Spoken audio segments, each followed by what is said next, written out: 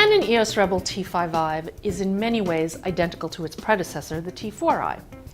Canon updated the camera pretty much to be able to ship with the newer 18 to 55mm STM lens that's optimized for video and autofocus and is lots cheaper than the 18 to 135mm version that debuted with the system.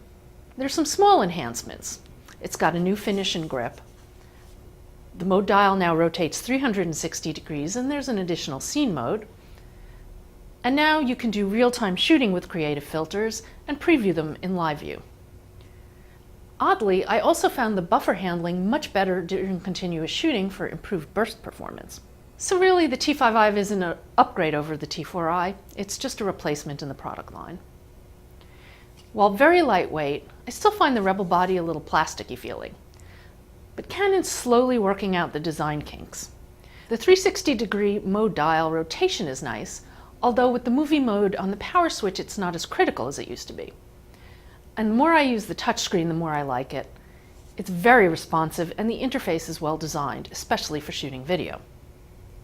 On the other hand, I still really hate the tiny autofocus points in the viewfinder.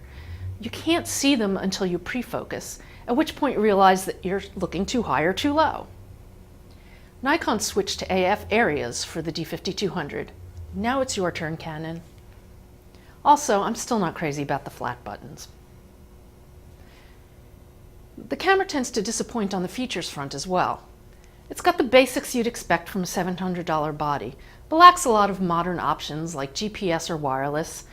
It's also missing interesting traditional features like time-lapse, multiple exposure, and intervalometer. The performance is about the same as the T4i, but I found it could maintain a fast clip at burst shooting this go-round compared to the T4i's slowdown after just a few shots. Contrast autofocus with the 18 to 55mm STM lens seems only to be marginally faster than the standard 18 to 55mm lens. And with improvements in competitors' contrast AF systems, Canon's special lens requirements starting to look even less appealing. A lot of people are happy with the T4i, and this is pretty much the same camera, albeit with a cheaper kit entry price point. It's a good option, but so is the D5200. And I actually think that the D5200's video is a little better. On the other hand, I think the T5i has a better shooting interface for video. I'm Lori Grunin, and this is the Canon EOS Rebel T5i.